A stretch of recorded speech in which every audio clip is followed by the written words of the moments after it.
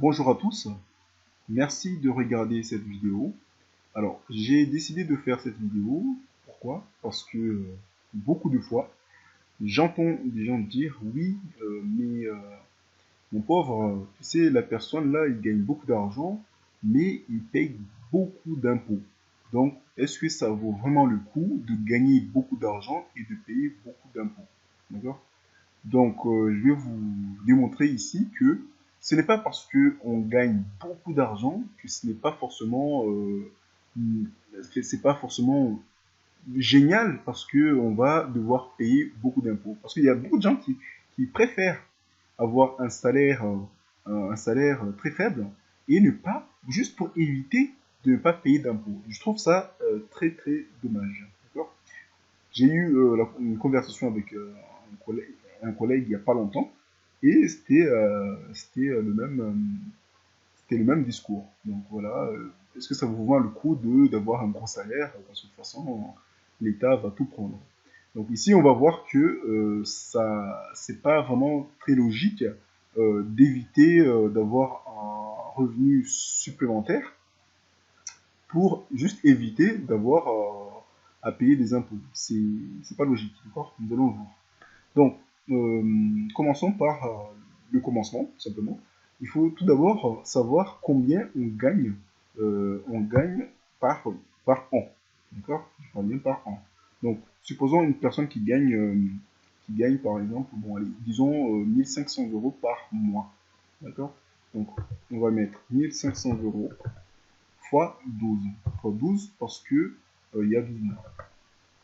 Voilà. Donc, on considère que c'est un célibataire. C'est un célibataire et cette personne n'a pas d'enfant. D'accord?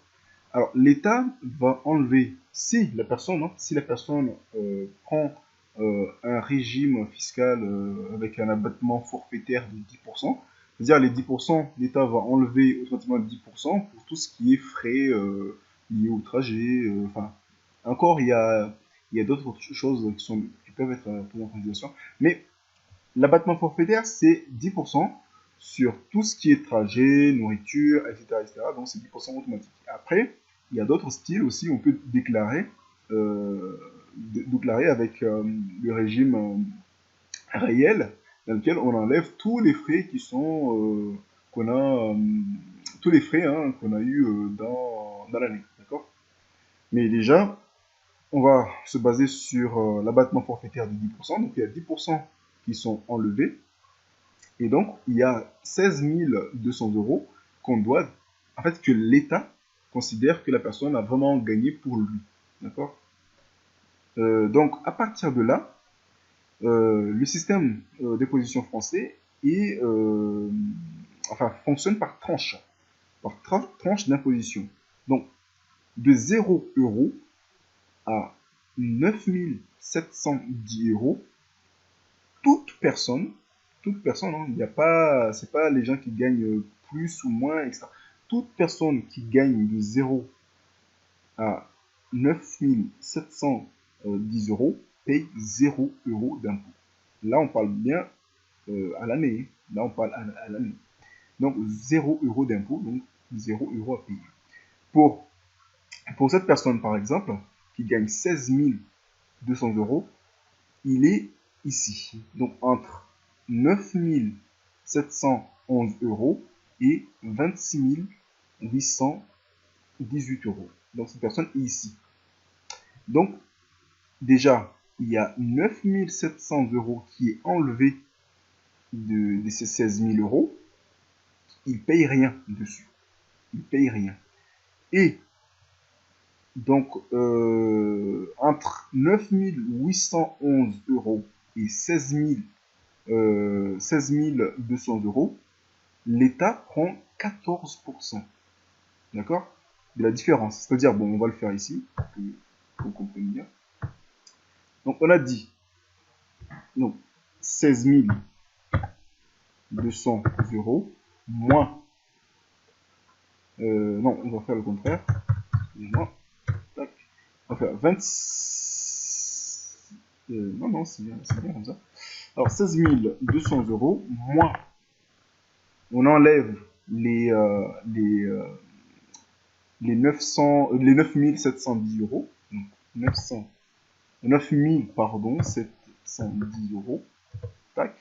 Donc il reste 6490 euros. D'accord? Donc l'État, en fait, il va prendre 14% de ces 6490 euros. Donc, on va prendre 14%. Donc, tac. Donc, on va prendre les 6490 euros fois 14%. Tout ça divisé par 100. On a bien dit 14%. D'accord? Faut bien mettre le divisé. La division. Donc, voilà. Donc, on a bien 908 euros. Donc, c'est cette somme-là que l'État va demander à la personne qui gagne ce salaire, donc de sortir, d'accord? Il va lui demander 900 euros. Alors, cette même personne, si cette même personne est en couple, et supposons que cette personne est en couple et l'autre personne, enfin il n'y a qu'une seule personne qui travaille, donc ben, l'État divise cette somme en deux, parce qu'ils sont deux, d'accord? Et du coup, cette personne, l'État considère que cette personne a un revenu net d'imposition de 8 000 euros, donc ce qui est en dessous de ces 9 710 euros, donc la personne ne paye pas d'impôt. D'accord? Ben, supposons maintenant que c'est toujours un célibataire et cette personne gagne 10 000 euros par mois. Là, tout le monde va dire, oula, cette personne va payer d'impôts, l'État va tout prendre, etc., etc. Non, c'est en fonction. Hop, 10 000 euros.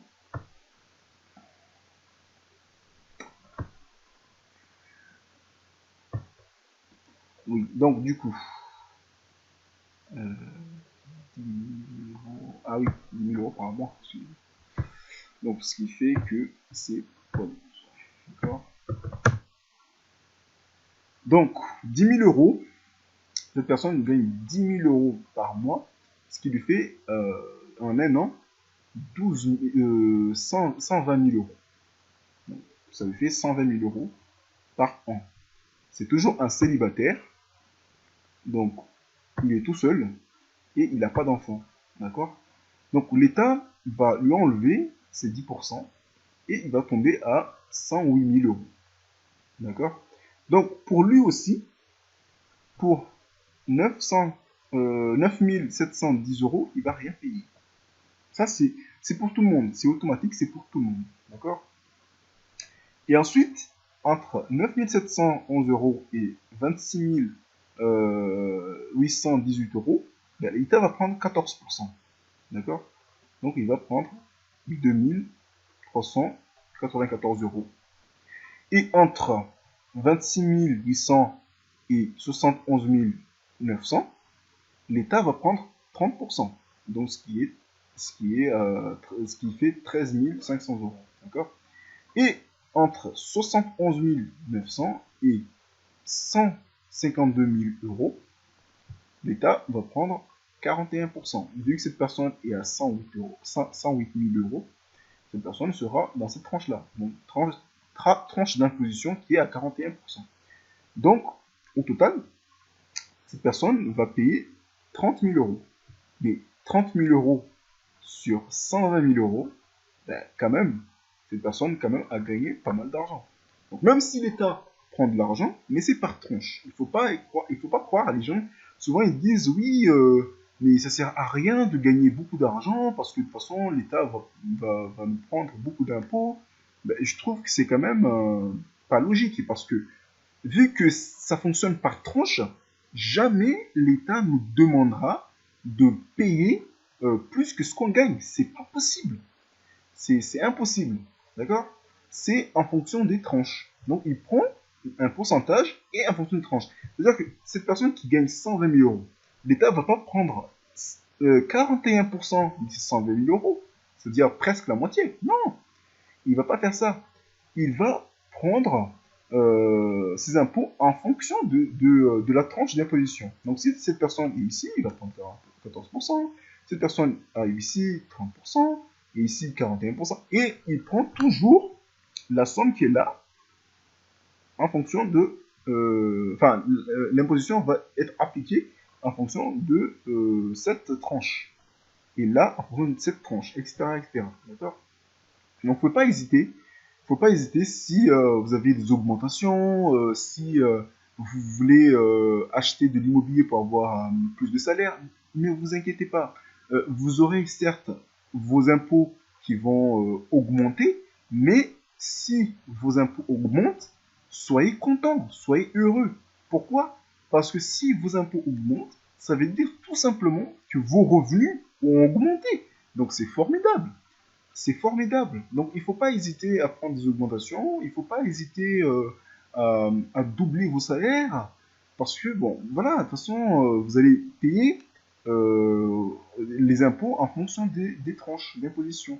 J'espère que cette vidéo a été claire pour l'ensemble, pour vous tous, hein.